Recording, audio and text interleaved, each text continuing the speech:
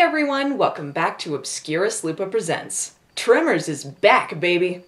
You know, if you ask me what my favorite Tremors movie is, I'd actually have to say two. Don't get me wrong, the first one is a great movie, and the second one is only marginally better in my eyes. Tremors did a fantastic job with building up the tension and creating a sense of mystery about the worms. It takes a bit to get going, but it never seems that way because of how well the story was put together. But seeing as how we now know what the graboids are, part 2 can just go straight to the good stuff. You get more action, more guts, and more Bert, and that's always a good thing. Let's not waste any time. Tremors 2 continues Earl's story, after he's hired to take out some graboids that are attacking workers in a Mexican oil field, but he's discovered that even when he's prepared, the worms are one step ahead. It'll be hard to top their Kevin Bacon peeing into a canyon intro, but let's see what they got. It's someone getting eaten, and hopefully peeing himself. This is just some random oil worker, but you might recognize him as Thomas Rosales Jr., a stuntman in, I don't know, a ton of things. If you don't recognize him here as some guy getting killed by a monster, you might remember him from Jurassic Park 2, where he was some guy getting killed by a monster. Cut to Earl as he's wrangling his pet emus, trying to breed them and ride that crazy emu farming wave. It seems that after the events of the first movie, he and Val dealt with some dishonest people, which led to fame and fortune minus the fortune part. Earl is visited by Senor Ortega, the owner of the oil field under attack, and cab driver Grady Hoover, who will be our replacement Val for this movie. Kevin Bacon was meant to return for this installment, but for whatever reason he didn't end up doing it, so he was given a replacement, a tradition that is carried on through all the movies. However, that doesn't mean that his character's exit doesn't make sense in the story, and it doesn't seem distracting that he isn't there. The movie explains that Val and Rhonda ended up marrying, and when asked to fight the graboids again, Val did the sensible thing and told them no. However, Earl is still single, so chances are they can get a love story out of him for this one. Ortega and Grady ask him to go graboid hunting, and his response is pretty much the same as Val's. That's what she's doing there. This October, 1974. Yeah, she's there to remind me not to keep chasing after things I'm never gonna get. That's a plot point! Yeah, you're probably guessing what it is, and yeah, it is fairly contrived. But Earl's pretty broke, and as Grady explains, Ortega is offering $50,000 for each graboid he kills. And hey, who doesn't love money? You've got a deal. Bravo, bravo. And I'm going with him. Muy bien, muy bien. Yep, it sure is good having Val replaced with an annoying fanboy. Yay! Well, maybe you will come in handy. Ha! When they're eating you, it'll give me a chance to get away. See? It's okay that he's annoying because the main characters agree. Well, at least he's better than Melvin. Uh-oh. Who gets the last soda? 1, 2. What? Scissors, rock, paper. Look, if you're gonna be a replacement, Val, you've gotta get with the program. Here, I've got this long wig and a cowboy hat that you can wear while you pee into that canyon over there. Once Earl and Grady arrive at the oil field, Ortega says that he'll offer double the price if they can capture a graboid alive. Presumably for the upcoming attraction, the oil field graboid pet farm. Bring your kids!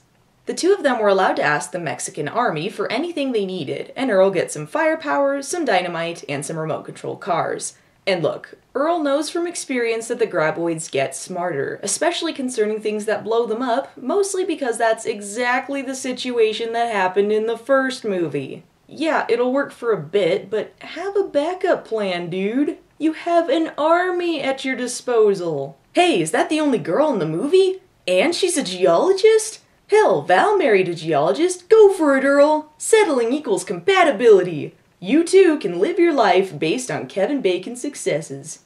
This is Kate Riley, who will be our science-y person in this movie. She's got many good qualities, like, being a geologist and... Look, she's Rhonda, alright? She's just Rhonda with blonde hair. Sure is in the middle of nowhere. Well, of course. Stuff like this only happens in the middle of nowhere. Blood hole! Actually, this does bring up an interesting point. In the first movie, it made sense that the graboids were stuck in one isolated area because they were surrounded by cliffs, mountains, and rocks. But why are the graboids here, staying in the middle of the desert? They hunt by sound. It would make sense for them to move toward the population. Oh well, blood hole. I'd introduce you to the other people working in the oil field, but look, you're not gonna care, let's be honest, they're just there to be killed. Also, it's like two guys. Aw, they're checking out each other's butts. Hilarious! Friend of ours, Walter Chang. He named him. And they ate him. Grady brings in some cans on a chain as a way of asking Earl to marry him, but his heart belongs to Val, so they're just gonna have to use the cans as graboid bait. Hey, you shaved. You like it? Yeah. Good. You look great. You look like a baby face, huh? Time for some graboid hunting! The oil workers have placed seismographs around the area that are linked to a monitor in the truck, which means Earl and Grady can see where the worms are coming from and when. The plan is to attach some dynamite to a remote-controlled vehicle, get a graboid to eat it, and blow some shit up. Like so. 50 G's, baby! 50 G's! Oh.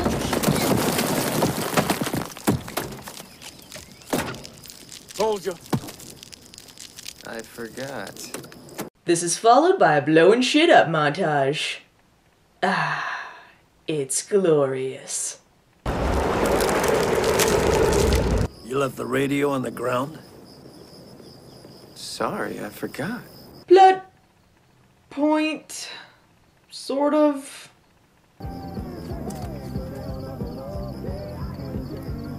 I know that song. And the payoff. The graboid that ate the radio grabs the chain on the back of the truck, taking Earl and Grady for a ride.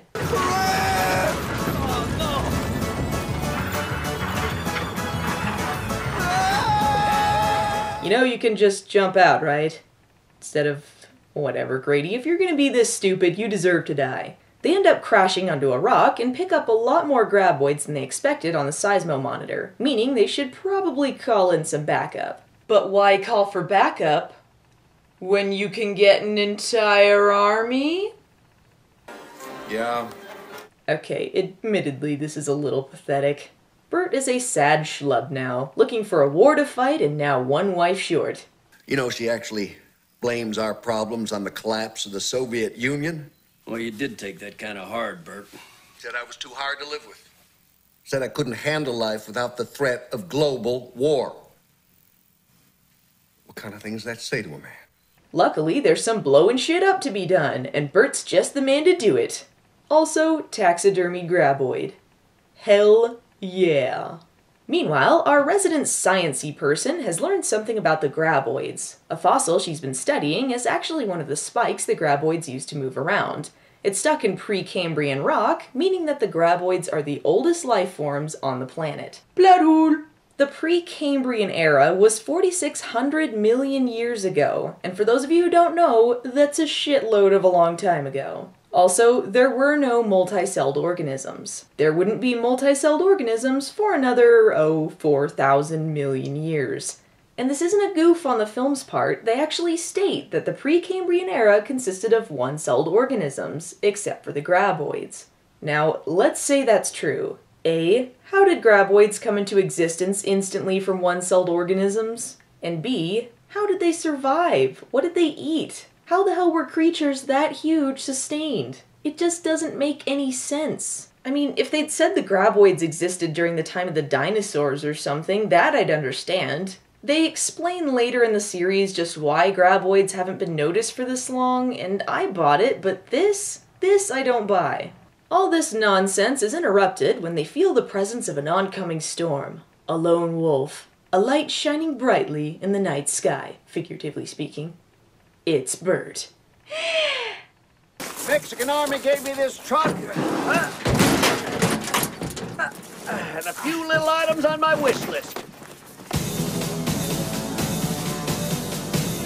Whoa!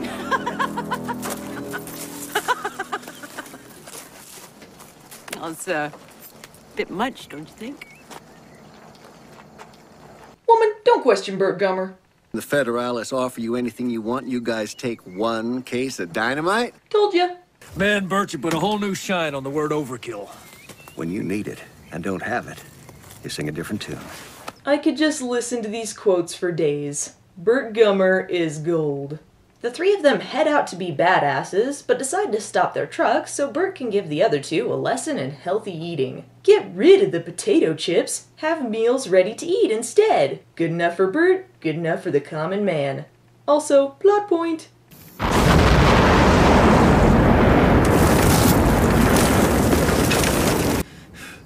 Memo.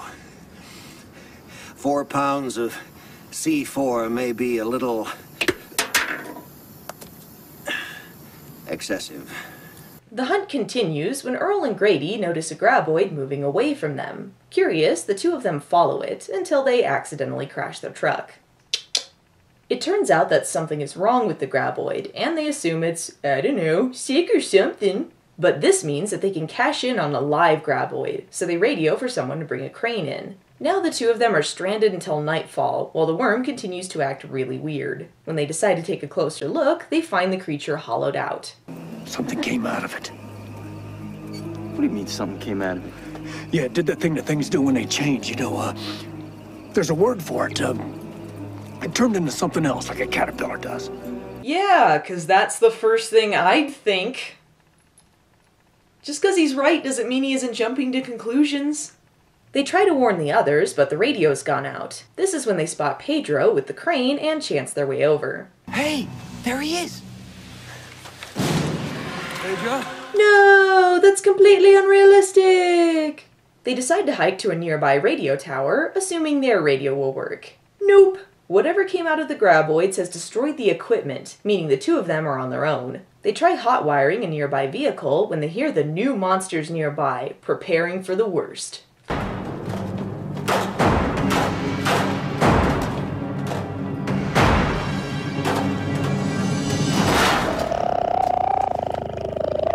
Aww, it's adorable.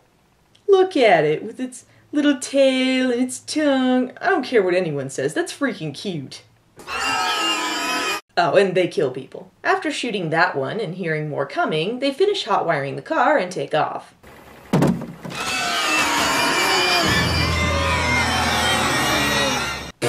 Burt Gummer runs from nothing. The only thing he ever feared was fear itself. I'm going to go to look for them right now. Okay, then don't do I could probably pull you up pretty easy, but I'll just scream in your face. Bye!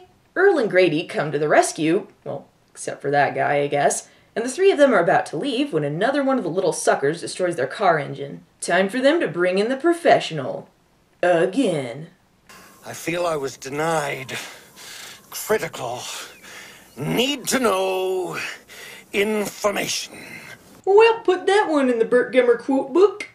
Well, I dropped the first wave with semi-auto fire, but they just kept coming. Sheer luck, most of them were in front of the truck, so I just popped it in the sixth wheel and ran them down. The ones that got on board, I handled with a combination of small arms fire and hand-to-hand techniques. I am completely out of ammo.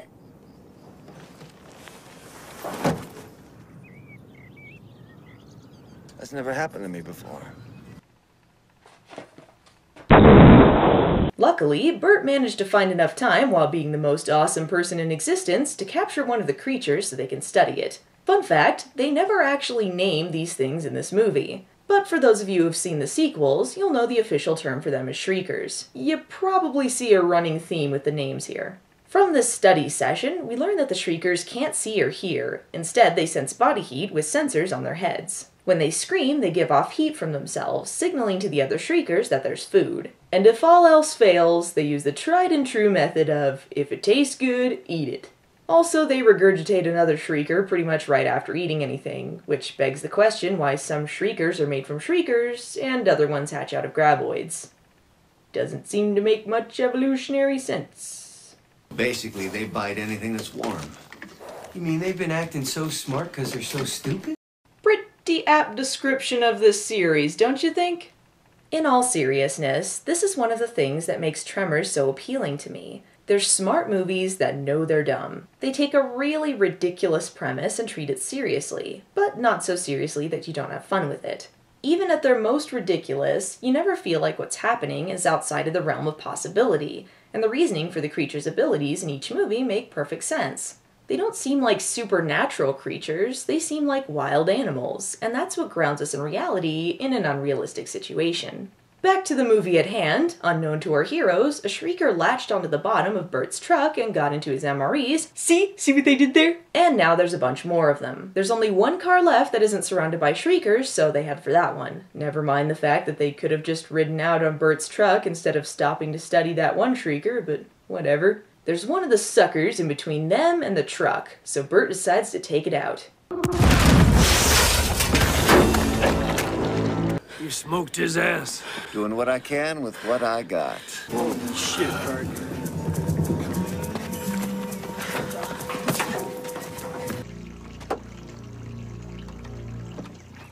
What? I didn't know. How could I have known? We can't stay mad at you, Bert. The shriekers spot them again and everyone runs. Kate, Earl, and Grady end up in an oil tower, and Bert ends up hiding in a tractor bucket. I think he's gonna be okay for now.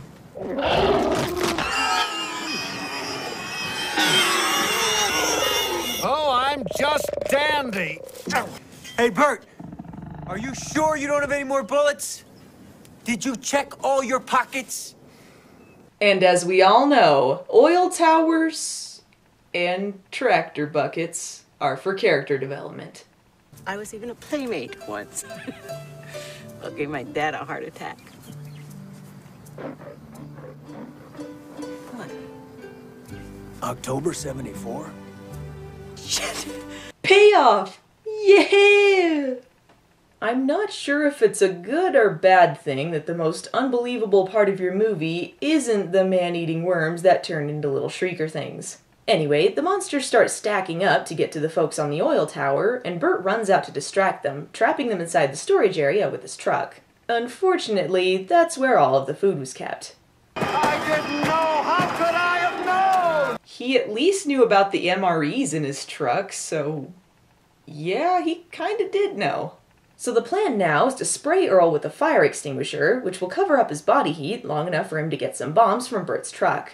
Man, this stuff is cold! Aw man, I learned so much today. Naturally, this stuff is gonna melt pretty fast, so Earl should book it through there. But no, instead he just kinda waltzes around, takes in the scenery. Surprisingly, yes, he does melt, and they do see him. Running out of time and options, he can only think to throw a bomb into the truck before the others can get him out. Where the hell are the bombs? I don't know. I didn't have time. I just threw one in your truck. You what? That's 2.5 tons of high explosives, Earl! You saying that's not enough? Oh, God, Bert, don't tell me it's not enough! Not enough? Never mind, just run!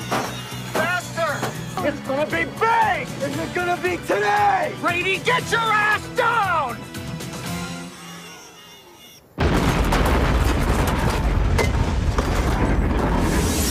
Feel that? That's the feeling of freedom. There's nothing like seeing an oil refinery reduced to a crater and then having chunks of little shrieker creatures fly all over your protagonists. Feels good, man. Some people think I'm overprepared, paranoid, maybe even a little crazy. But they never met any Precambrian life forms, did they? Yeah, let's not bring up that plot point anymore. So everyone gets wealthy and Earl and Kate talk about dating, thus fulfilling Earl's wish of becoming just like his ex-wife Val. So that was Tremors 2. Even though it's my favorite one, there are some things wrong with it. The origin story for the Graboids doesn't make a lot of sense, there's definitely less horror involved, and there is something to be missed by not having Val in the movie. However, that being said, these things really don't matter in the end. The movie has more imaginative creatures, a kick-ass soundtrack, and some of Bert's best quotes. It's a solid action movie with guts flying, and that's all you really need in a Tremors sequel. The fun doesn't end there, cause next week, it's Tremors 3. These three warriors face the ultimate challenge. Tremors 3, back to perfection.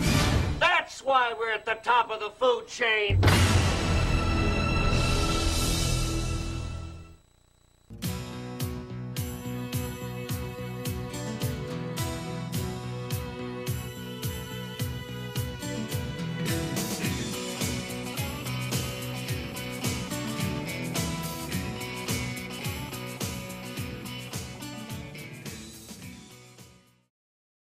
Is that a coyote?